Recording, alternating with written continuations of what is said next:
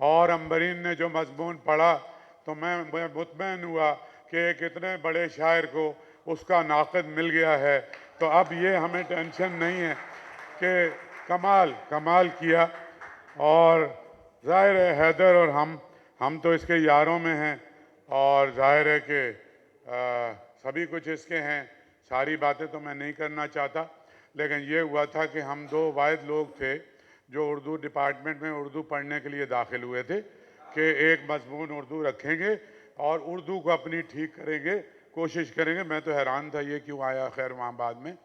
तो वहाँ पे प्रोफेसर जमील अख्तर साहब की क्लास थी और कुछ खान साहब ने बात की तो कुछ इसने कहा कि इसने कुछ एतराज़ किया। मैंने भी जुर्रत की और मैंने कहा कुछ ये मतलब तो नहीं निकलता हजरत, क्योंकि हम लोग तो बचपन से ही ये दिल तो तभी से गोए है मैदान है इश्क कर। हाँ, तो हम तो 7वीं 8वीं में सारी उर्दू शायरी वायरी घोल के पी गए थे। तो अब उन दोनों ने हमें बहुत डांट डपट के, बाकी भी 50 60 80 बच्चों के सामने जाहिर है मसाइल खड़े हो जाते, सवाल पूछना, वहीं से सवाल पूछना शुरू किया अहमद अवैध ने। हमारे क्लासरूम में सवाल पूछना, हमारे मेंबर पे सवाल पूछना, बाकायदा हमारे सोसाइटी में बदतमीज़ी को राइज नहीं होना चाहिए। सवाल पूछने को चाहे वो घर की चार दीवारी में अपने वालिदैन से पूछ रहे हैं, मकतब में अपने उस्ताद से। तो हम दोनों बाहर आ गए। ये कौन सी सिगरेट पीते थे तुम? गोल्डी? अच्छा खैर, ठग करके इसने सिगरेट निकाली। फर्स्ट फ्लोर पे डिपार्टमेंट था तो इसने सिगरेट जलाई तो मैं भी इसके पास आया, खड़ा हो गया। तो मैंने कहा तुम क्या करते हो? कह रहा यार मैं शायरी करता हूँ। मैंने कहा अच्छा। तो मैंने कहा मुझे कुछ सुनाओ। तो एक सिगरेट भी दे दो। फिर वहाँ से मैंने सिगरेट शुरू की, उससे पहले नहीं पीता था सिगरेट। मैंने कहा ये कोई अच्छी चीज़ है, ये पी रहा है, मैं भी पीता हूँ।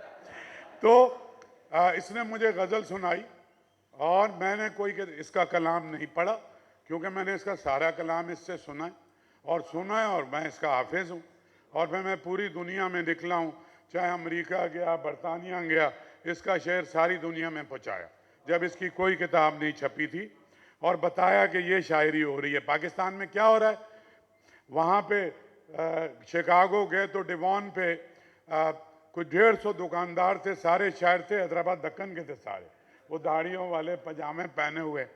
तो हाँ, उन्होंने एक मेरे लिए तकरीब का इनेकाद किया। मैंने कहा मुझे तो शायरी नहीं आती। तो वो सारे हैरान। खैर, तो सिगरेट पी तो मैंने कहा सुनाओ। तो इसने मुझे गज़ल सुनाई। घर के वीरान मंडेरों पे दिया रखने से कोई आता नहीं दरवाज़ा, जब कोई रखता ना हो अपने पड़ोसी का ख्याल, फ़ायदा क्या है ये दीवार मिला रखने से। और एक तो राह हुई खाक नशीनों के लिए आसमानों को ज़मीनों पे खुला रखने से। एक तो राह हुई खाक नशीनों के लिए आसमानों को, वो जो रुसवाई थी एक इश्क में मिट जाने की, अब जो इज्जत है वो पिंदार बचा रखने से। और हुस्न तो फिर इश्क में रखा क्या है, ये तजस्सुस से फ़कत बंदे क़बा रखने से। मतलब एक नौजवान लड़का जो है वो लिख ये नहीं रहा कि गंगा में नहाकर जब उसने बाल बांधे हमने भी अपने, वो नहीं लिख रहा। वो लिख रहा है कि हुस्न हो तो फिर इश्क में रखा क्या है, ये तजस्सुस से ये सुनाई इसने। अरे तो मैं तो खैर वो हम लोग थे भी उस तरह के, और मज़हर अब्बास और हम सब। फिर मैंने इसको पकड़ के मज़हर अब्बास, वसतुल्लाह खान, जो मिला मैं इसको लेके, मैंने कहा भाई इसको बैठ के सुनते हैं, इसको सुनते हैं। खैर वो बहुत सारा था। मतलब ये कोई बहुत बिल्कुल पागल वागल आदमी है ये, और ये ज़माने से बिल्कुल जाहिर है कि उस चौकट या उस फर्म में फिट नहीं हो पा रहा था जो वो सोसाइटी थी। तो इसके अंदर कोई क्रिएटिविटी का इतनी आग थी, इतना तूफान था। तो मैं बताता हूँ भाभी, आप नाराज़ नहीं होइएगा, उसने 2-3 दफ़ा खुदकुशी की भी कोशिश की, इसको हॉस्पिटल भी मैं लेके गया, इसको और वो वजह ये नहीं थी, वजह यही थी कि कोई इसके साथ कोई तवारुद था, कोई आमद थी, कोई सिलसिला था। और ऐसे ऐसे शेर उस वक्त भी शेर लिख रहा था 80-81 में। ये जो अभी इसने इतनी मुश्किल करके ये नज़्म सुनाई है कि ज़माने को इस तरह बदलें, बहुत आसानी से ये कह रहा था कि ताज़ा दम नफ्स उतारा जाए, फिर ज़मीनों को संवारा जाए। यानी ये दुनिया जो है ये सब बेकार है, ताज़ा दम नफ्स संवारा जाए, फिर ज़मीनों को संवारा जाए, फिर बिछा दूं मैं बिसाते दिलो जहां, फिर तुझे जीत के हारा जाए। जाने वाले ये बता कर न गए उनको किस समत पुकारा जाए। और एक शेर आपकी ज़्यादा समझ में आएगा कि वो इशारा जो ना हो फिर कैसे शहर में चांद उतारा जाए। जी वो अच्छा, फिर इसी तरह की और अजीबो गरीब गज़लें, तो मुझे तो वो वाला अहमद नवेद है ना भाई, क्योंकि हम सब नौजवान थे और हम सब रोमांटिक लोग थे, और रोमांटिसिज्म सिर्फ यही नहीं था कि किसी लड़की के इश्क में मुब्तला थे, वो भी था। जाहिर सी बात है कि कोई भी लड़की वो दुनिया की हसीन तरीन मखलूक है, तो उस पर आशिक होना जो है वो कोई गलत बात नहीं है। लेकिन रोमांटिसिज्म का एक पूरा तस्वुर है, जब आप पूरी दुनिया को, लोगों को एक देखना चाहते हैं, एक बेहतर दुनिया का ख्वाब देखना चाहते हैं, आप चाहते हैं कि सबके लिए वो आसानियाँ हों और इक्वल अपॉर्चुनिटी हो, तो वो इसका भी था। आप इसकी शायरी में देखें, आप कहाँ से अभी जो आपने नज़्म सुनी, और भी बेशुमार चीज़ें आपको मिलेगी। और फिर जाहिर है इनके यहाँ वो बहुत इन्होंने बातें कर ली, तो फिर हमारा साथ हो गया। फिर मैंने वहाँ मैं रहता तो नाज़माबाद में था, तो मैंने यूनिवर्सिटी के पास एक फ्लैट ले लिया, बिल्कुल डिस्को बेकरी से आगे, कि यार दूर कौन जाएगा। तो फिर मैं तुम्हारे मियाँ को उठा के अपने फ्लैट पे ले आया, और सुबह का इसका नाश्ता बनाता था और खाना मंगा के इसे खिलाता था।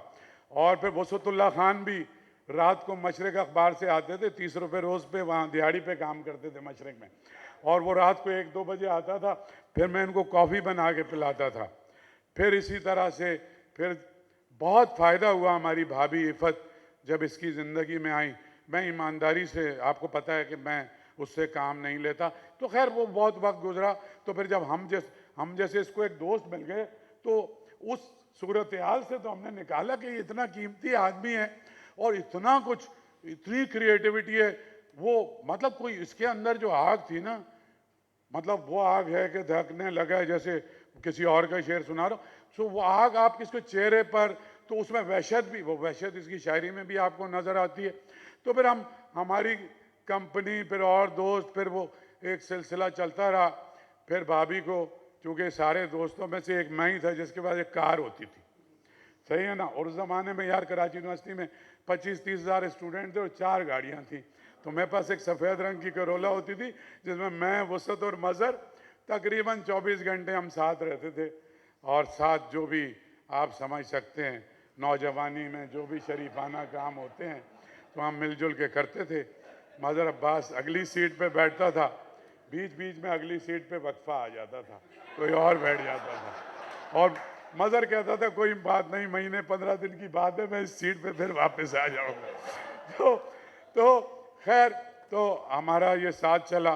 फिर ये जो हो गया सिलसिला, तो ये एक जो इसकी दीवानगी और इसका जो वो मामला था, तो ये एक तो इसकी क्रिएटिविटी को एक आउटलेट तो इसकी पोइट्री के ज़रिए मिली, और दूसरी मिली जो इनकी बेगम आई हैं इफ़त नवेद, उनके होने से ना, तो ये एक बैलेंस नॉर्मल, मतलब हमें यकीन नहीं आता था।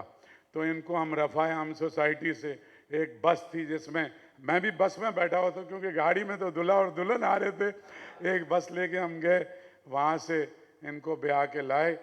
तो मैं तो पहले दिन भी मैंने, वैसे आपको पता है सैर भाई, आदमी जो बिल्कुल नौजवानी में ना वो फतवे वतवे देने लगता, मैंने इसकी एक गज़ल सुनी और अबे मैंने कहा तू आज भी फराज से बड़ा शायर है, इसको याद होगा। तो एक गज़ल पे ना, सो बहरहाल ये तो अब मैं नहीं करता, लेकिन मैंने किया। लेकिन बाद में मुझे मतलब इस बात की खुशी है और मुझे फ़ख्र है कि जितना मैंने इसको जाना था, और मुझे अपने जांचने पे भी फ़ख्र हुआ कि ये जिस आदमी के बारे में मैंने जो अंदाज़ा लगाया था, और वो आदमी उससे बहुत बड़ा आदमी था।